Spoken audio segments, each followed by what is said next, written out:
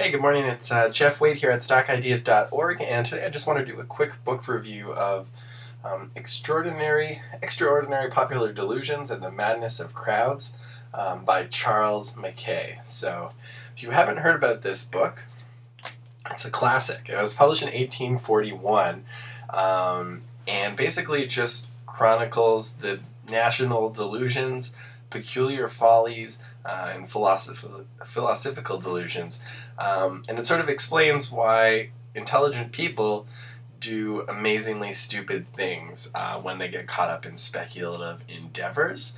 So, basically, this book, written in 1841, looks back over history and examines a number of trends, popular fads, and bubbles as well.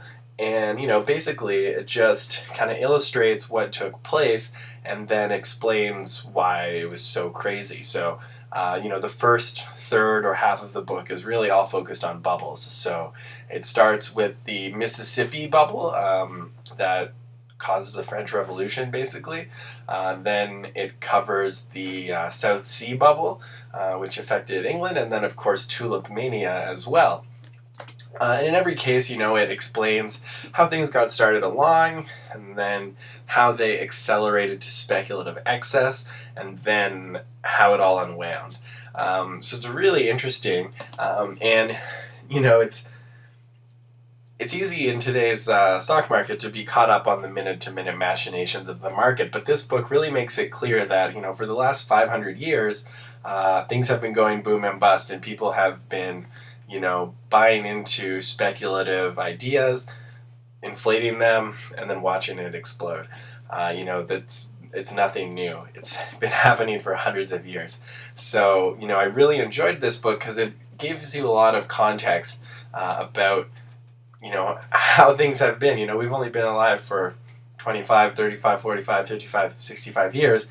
You don't know what happened 500 years ago unless you read about it. So, really just an eye-opening book all around. And I shout out to Chris Kimball at Kimball Charting Solutions for recommending this book.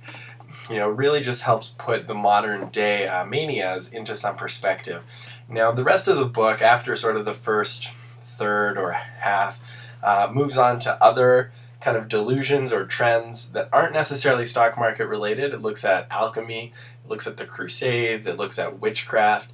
And even though these aren't necessarily financial examples, it's still great examples of applied psychology, which is a large part of what investing or speculating involves. So, I still found that incredibly interesting and incredibly illustrative. The only point I would make about this book is that it is a bit of a tough read. It's about 400 pages long, and all of the pages are just blocks of text like this, and the text is pretty small, and the language is really tricky because the book's over 150 years old, so the phrasing and the spellings are just like a bit off, so it's hard to really power through it. This one took me a bit longer than I'd like to admit.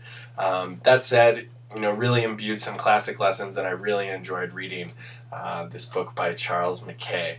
So if you're looking for some good summer reading, if you're looking for a little historical perspective on markets and on applied psychology, and understanding why for the last 500 years really smart people have wasted so much time and energy doing really crazy speculative things, then this book is for you. So if you want to learn a little bit more, just click on the link below this video. You'll be taken to stockideas.org. There's a full book review, so you can learn a little bit more about Extraordinary Popular Delusions and the Madness of Crowds and figure out if it's for you.